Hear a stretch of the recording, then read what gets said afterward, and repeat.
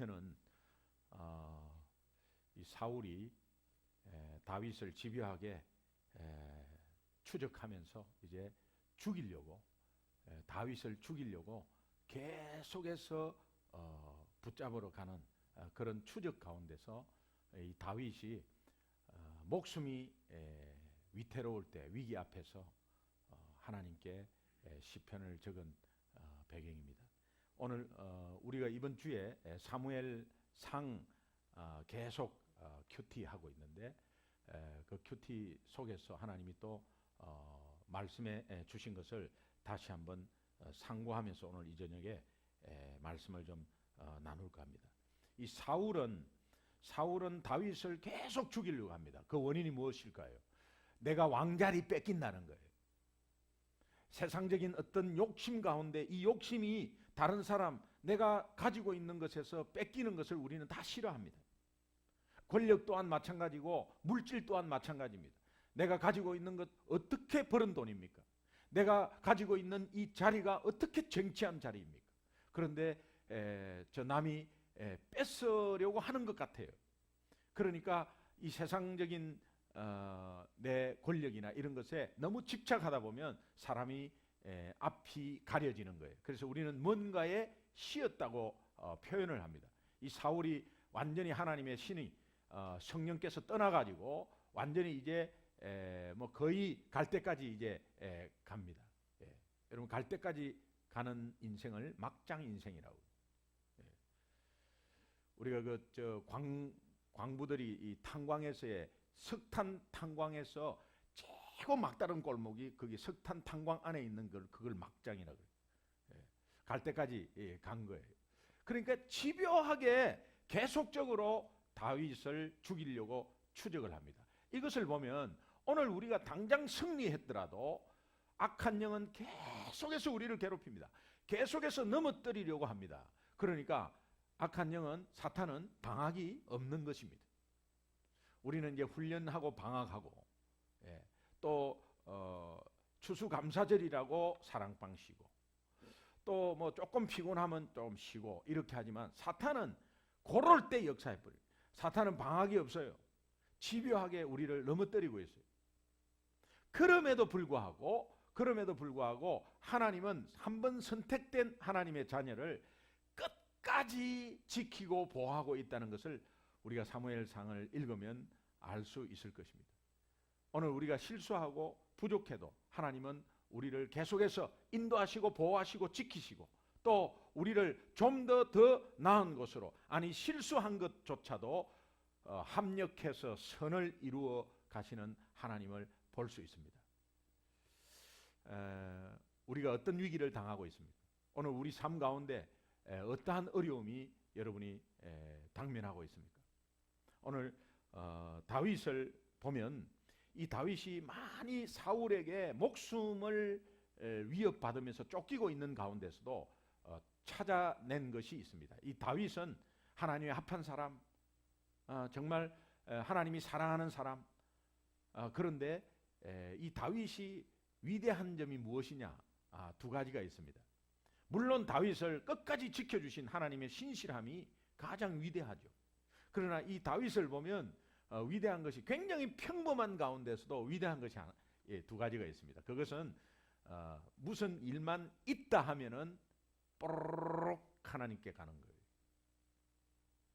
무슨 일만 있다 하면 하나님을 의지해 버리는 거예요. 오늘 우리는 무슨 일이 터지면은 어떻게 합니까? 어떻게 하죠? 세상 방법을 한번 생각해 봅니다. 내가 해결할 수 있는 방법을 한번 가능한 한 생각해 봅니다. 그리고 내가 해결할 수 있으면 뭐 기도 이런 거 전혀 안 하죠. 그러나 이제 내가 하다가 해결할 수 없으면 이제 조금 빽 있는 사람을 다시 한번 찾습니다.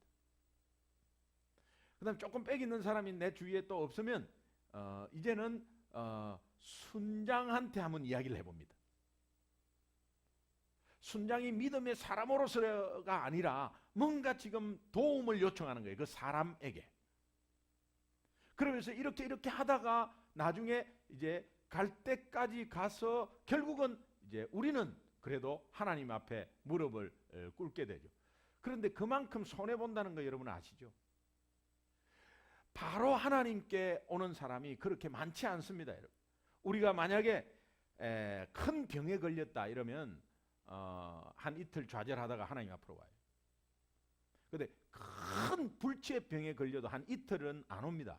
그냥 막 왔다 갔다 하면서 다시 재확인하고 와이미 하면서 왔다 갔다 하다가 옵니다. 그런데 그 이에 조그마한 일들은 잘 안 와요.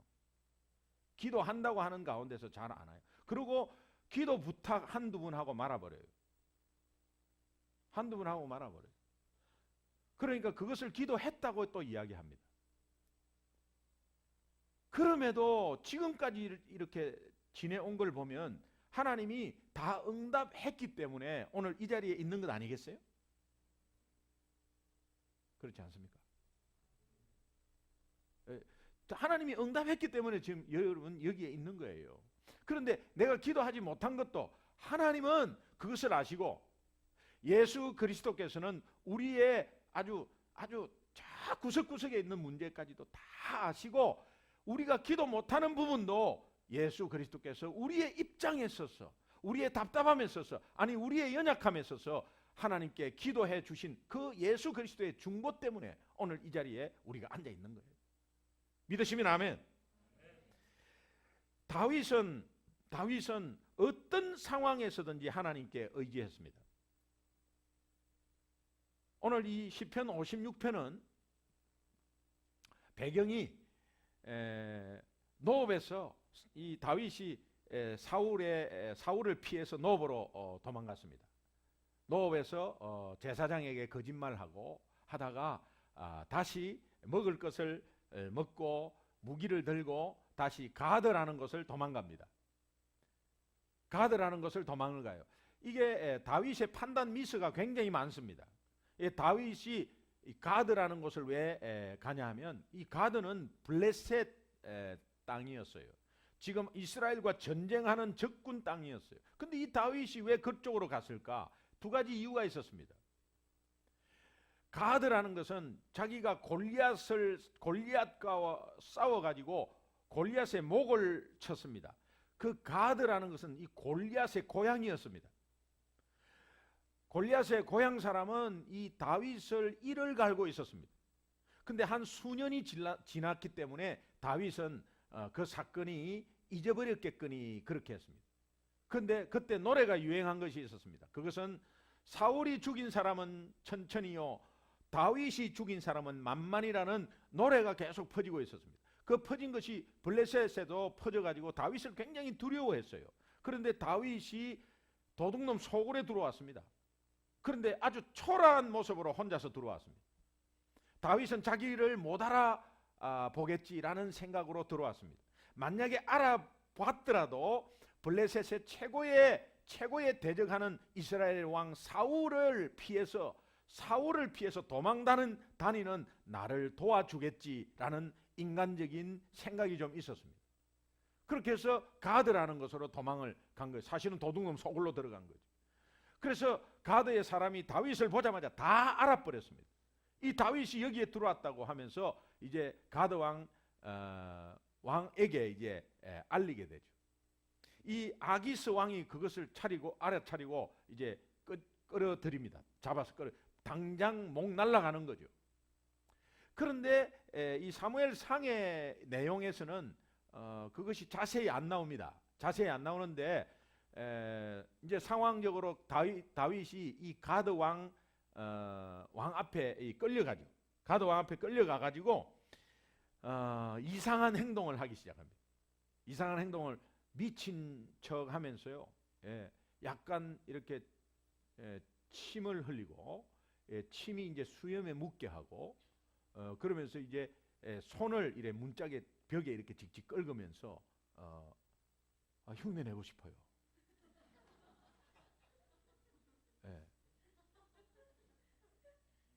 그런 거 잘하는데.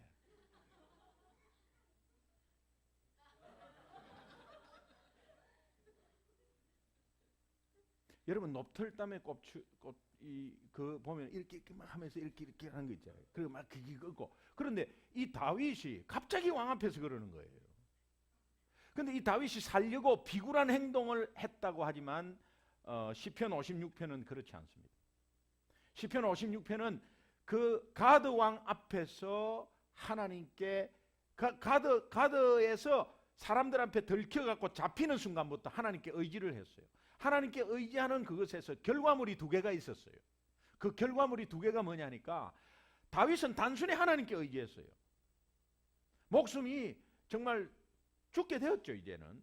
그런데 하나님께 의지하는 그 의지가 다윗으로 하여금 하나님이 지혜를 주신 거예요. 지혜를 주셨는데 네가 미친 척 해라.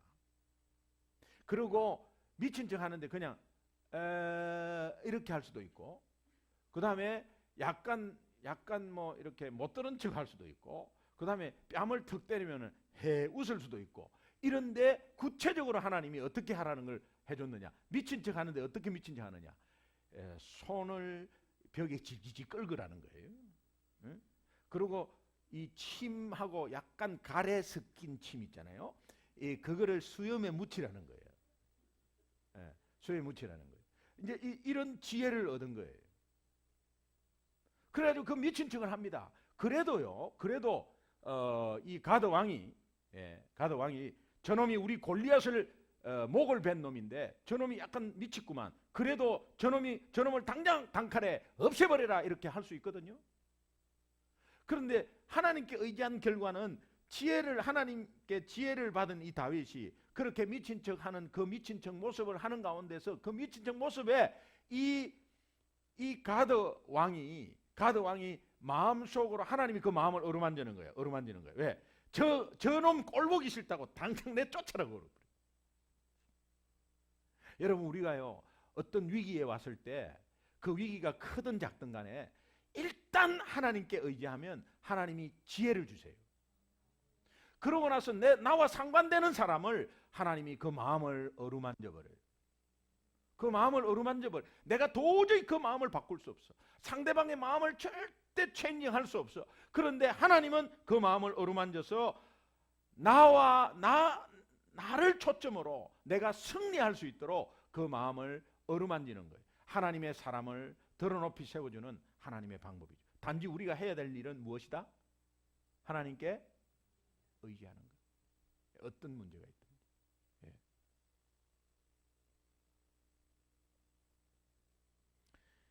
다윗의 이 단순한 믿음 두 번째는 잘못한 것이 굉장히 많았어요. 다윗이. 그런데 잘못했을 때 바로 회개할 수 있었다는 거예요. 잘못을 알고도 자존심 때문에 회개 안 하고 있고, 잘못을 알고도 뭐 그냥 두리뭉실 넘어가 버려요. 부부간에 어떤 잘못이 있으면 잘못했다고 이야기를 하세요. 그러면서 하나님께 잘못했다고 용서를 구해요. 그것이 다윗의 위대함이라면 위대함입니다. 이게 뭐가 어렵습니까? 하나님께 의지하는 거하고 내가 잘못했을 때 회개하는 거, 그 두 가지밖에 없었어요. 그 두 가지가 다예요. 거기에 응답해서 다윗을 이스라엘 통일국가의 왕으로, 아니 예수님의 족보로 올려주신 그 하나님의 위대함이 뒤에 배경이 되어 있죠. 그런데 자, 다윗이 노보로 가가지고 제사장에게 거짓말을 합니다. 그러고 먹을 것을 달라고 해서 배가 굶주렸다고 먹을 것을 달라 해서 먹을 것을 주는데 사실은 거기에 제단에 있는 음식은 먹을 수가 없었어요. 그런데 이 아히멜렉 제사장의 권한으로 그것을 줍니다. 그리고 골리앗을 쳤던 그 칼들을 무기를 달라 해서 그렇게 해서 이제 아히멜렉 제사장의 도움으로 다윗이 배를 채우고 그 무기를 가지고 이제 가드로 도망을 갔습니다. 이때 이 사울의 사람이 그 안에 한 명이 있었습니다. 도액이라는 사람인데요. 이 사람이 이 상황을 다 보고 사울에게 이릅니다. 사울이 그 이야기를 듣고 분개해가지고 노브로 와서 제사장을 다 불러 모읍니다. 왕이 제사장을 다 불러 모읍니다. 아히멜렉 대제사장을 위시해서 다 부릅니다. 부르는데 제사장만 85명이에요. 그 제사장 85명과 가족을 다 죽여버립니다. 그 제사장이 누구 때문에 죽었죠? 다윗 때문에 죽은 거예요. 근데 잘못한 다윗은 뻐젓이 살아있고 그냥 다윗만 도와줬는데 이 제사장은 전혀 죄가 없어요. 무고한 사람들이에요. 그런데 단지 다윗을 도와주었다는 그 이유만으로, 그 도와준 사람에 연관된 이유만으로, 제사장의 직분만으로 전부 다 죽어버린 거예요. 그 가족까지도 다 죽이는 거예요. 이 엄청난 참혹사가 일어납니다. 누구 때문에요? 네? 다윗 때문에. 근데 여러분, 성경을 읽을 때 성경의 전체적인 하나님이 이 속에서 하나님이 이 이야기를 하면서 하나님이 뭘 우리에게 말해 주고자 하는 그 의도를 알아야 돼요. 하나님이 뭘 말해 주고자 했냐 하면 무고한 제사장들은 죽고 죄 지은 다윗은 살린단 말이에요. 이게 어떻게 보면은 unfair하잖아요. 죄 짓는 사람을 벌 주고 죄 없는 사람은 상을 줘야죠.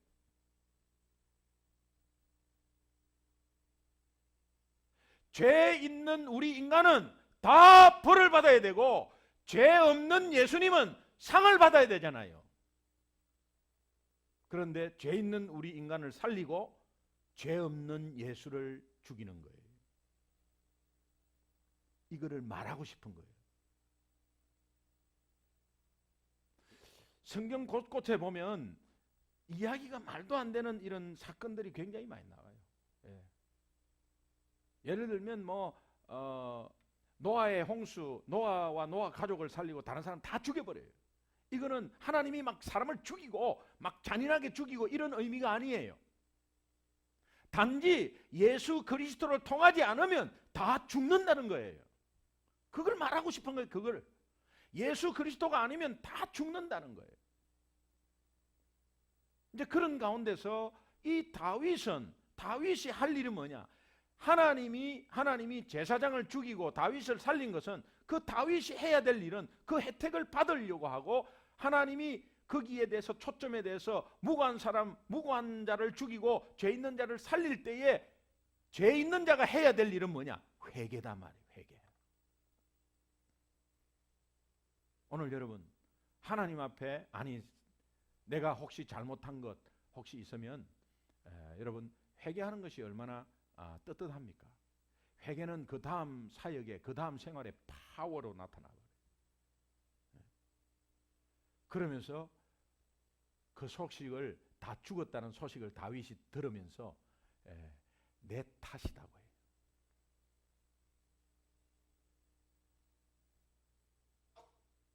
이 상황이 뭡니까?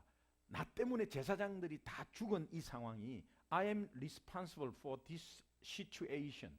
이 상황이 내 탓이라는 거예요. 내 탓이라는 거예요. 여러분, 우리가 뭔가 탁 잘못하면은 벌써 저것 때문에 그랬다는 거예요. 저 인간 때문에. 뭔가 잘못 연결이 탁 돼서 무슨 결과가 잘못 탁 오면은 저 사람 때문에 그랬다는 거예요. 저 업체 때문에 그랬다는 거예요. 또 우리 아이들 보면 엄마 때문에 그랬다는 거예요. 엄마 때문에. 또 우리 부모는 제 둘째 쟤 때문에 그랬다는 거예요.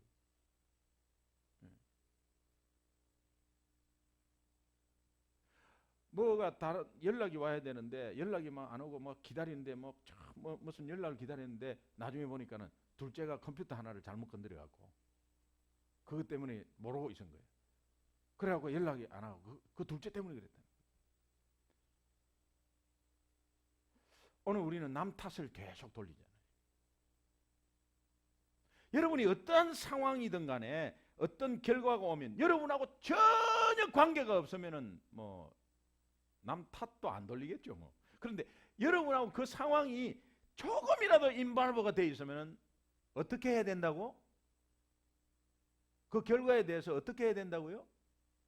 내 탓이라고 고백하셔야 돼요. 그때 하나님이 파워로 역사해 줘요. 내 탓이라고. 어떤 면에서는 다 내 탓이라고 하는 그 내 탓이 우리 사회를 살리고 이 교회를 살리고 하나님 나라 다 살려요. 사실은. 예, 내 탓이다. 교회 전체에서 어떤 문제가 생겼다. 그럼 누구 탓이에요? 예, 담임 목사 탓입니다. 그러니까 담임 목사 예수 잘 믿게 해주세요. 기도 좀 해주세요. 그러니까 어떠한 부분에서도 하여튼 뭔가 나하고 연관되는 어떤 결과가 오든 간에 그 결과에서 내가 억셉트하면서 내 탓이라고 하나님께 무릎 꿇어야 돼요. 이것이 다윗이 가장 우리에게 교훈을 들어주는 위대한 인물입니다. 오늘 본문 말씀에 이 두 절이지만 본문 말씀이 주시는 하나님의 음성이 있습니다. 이 3절에 보면 내가 두려워하는 날에는 내가 주를 의지하리이다. 주를 의지하지만 하나님의 음성은 두려워하지 말라는 거예요. 왜? 내가 있다는 거예요. 두려워하지 말라는 거예요. 오늘 우리에게 무엇 때문에 지금 두려워하고 있고 무엇 때문에 지금 안절부절하고 있고 무엇 때문에 염려하고 있고 무엇 때문에 잠을 못 자고 있고 무엇 때문에 다투고 있느냐? 두려워하지 말라는 거예요. 하나님 음성 들으시기 바랍니다. 예, 두려워하지 마세요. 어떠한 어려운 여건과 문제를 당한 우리에게 하나님은 두려워하지 말라고 항상 말해주고 있습니다. 왜? 내가 너와 함께 하고 있기 때문에. 내가 다 커버하겠다는 거예요.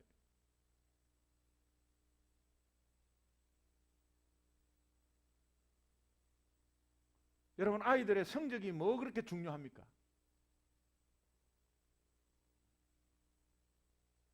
아이들의 성적이 뭐 그렇게 중요합니까? 우리 자녀들은 공부 안 해도 되는구나 그렇게 하는 게 아니라 성적에 너무 목숨 걸어요. SAT 점수 그 뭐 그래 중요해요. 조금 더 나와가지고 어떻게 하겠다는 거예요. 여러분이 염려하고 막 그거 한다고 해서 몇 점 더 뜁니까?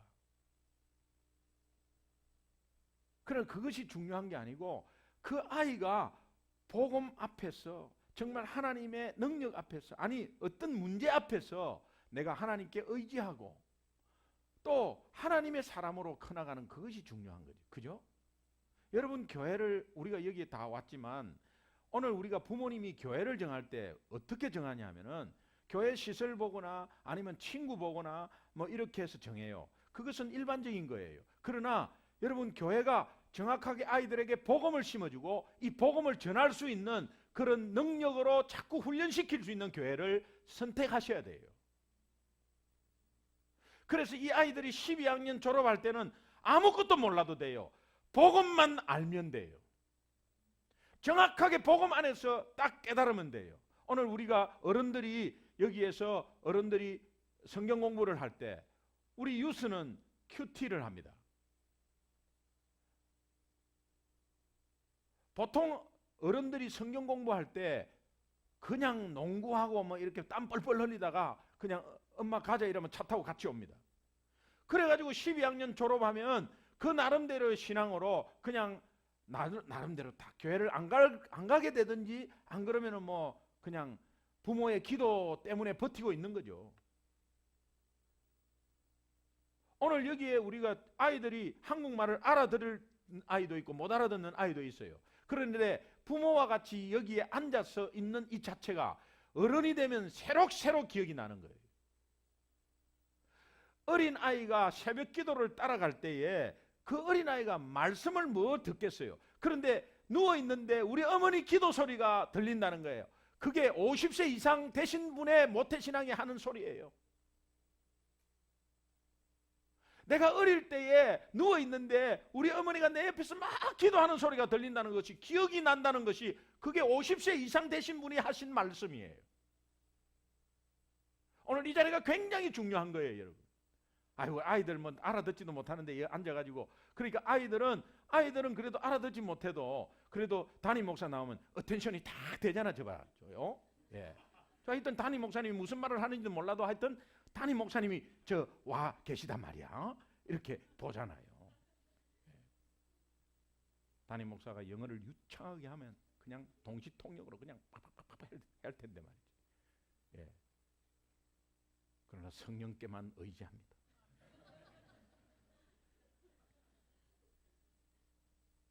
언젠가는 우리 교회가 형편이 좀 나아지면 제 설교를 옆에서 동시통역하는 사람이 분명히 제가 그 꿈입니다. 꿈입니다. 그러나 그 꿈은 어려운 게 아니에요.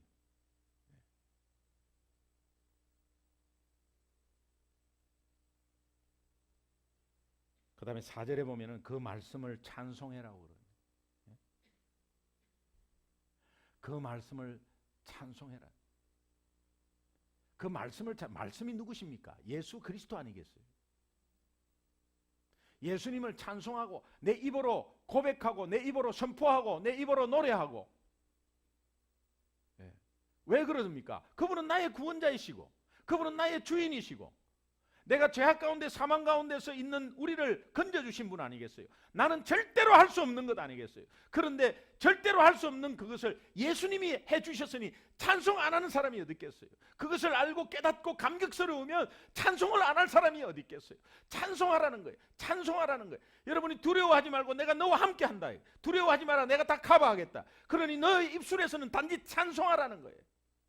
주님을 선포하라는 거예요. 예수 그리스도를 자랑하라는 거예요. 어디에 가서든지 예수 그리스도를 선포하고 찬양하라는 거예요. 그러면 여러분이 화장실 청소하고 있을 때 나는 이런 일만 시키고 이렇게 하면요 하나님 자녀로서 어떻게 그 가치를 알겠어요? 그런데 막 화장실 청소하면서 예수 그리스도를 찬송하는 거예요. 그 찬송하면은 예수 그리스도를 찬송하는 화장실 일은 굉장히 worthy하게 되는 거예요.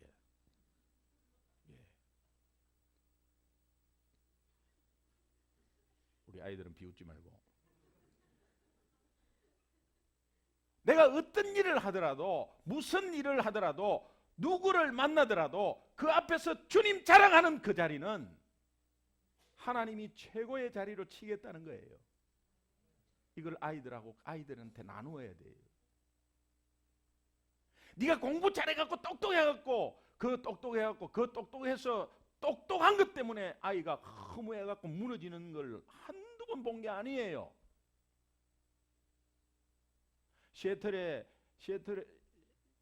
시애틀에서 이 32세 청년인데요.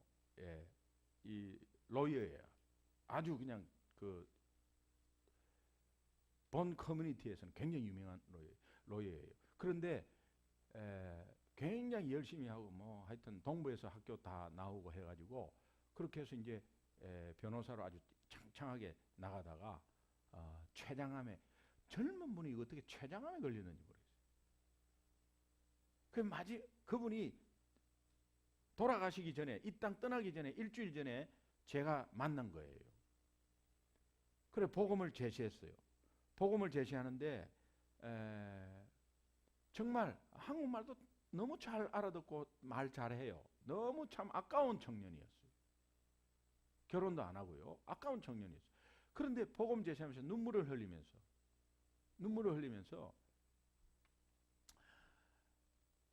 너무 자기가 공부에 신경을 쓴 것 같다는 거예요. 그리고 성공하려고 신경을 썼던 것 같다는 거예요. 아버지가 장로님인데 아버지가 계속해서 너는 꼭 1등 변호사 해라고 했대요. 어릴 때부터 그것에서 굉장한 스트레스를 받고 그러나 그것에 아버지가 하는 말에 순종한다고 그렇게 그런데 그게 본인의 스트러글이나 이런 갈등이나 스트레스는 굉장히 많은 거예요. 그래서 암은 어디에서 오냐? 스트레스에서 오는 거예요. 세포가 드디어 힘을 잃기 시작하면 거기에 암세포가 들어가거든요. 오늘 우리의 암세포는 하루에도 몇백 개가 있다가 없어지고 한대. 우리가 세포가 연약하고 서서히 스트레스로 연약하게 되면 그게 쌓이게 되는 거예요.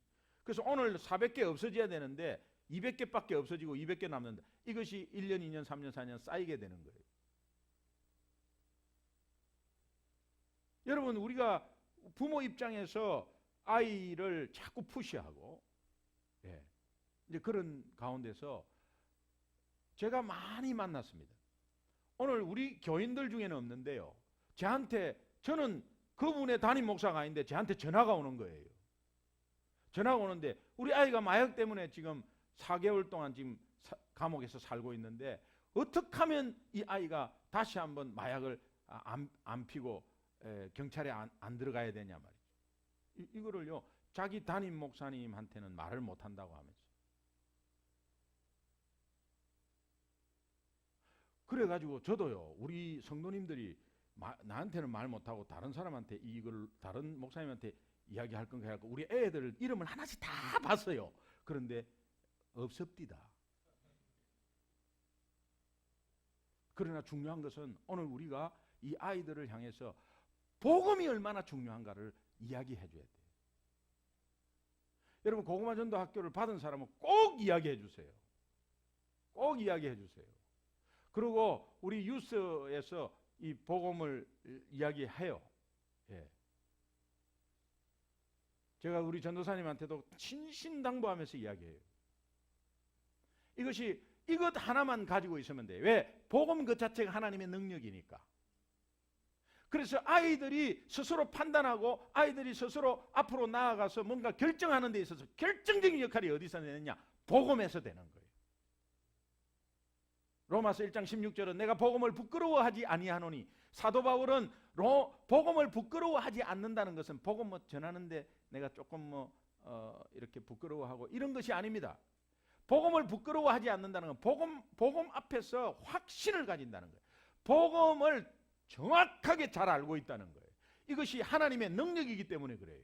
하나님, 인간, 예수님, 믿음 이 네 가지를 확고하게 내가 잡고 우리 아이들이 그거를 딱 잡고 내 거로 만들어서 생활에 적용을 했을 때에 그때 승리가 계속 오는 열매가 이 나를 성숙하게 하고 믿음을 바로 세우는 거예요.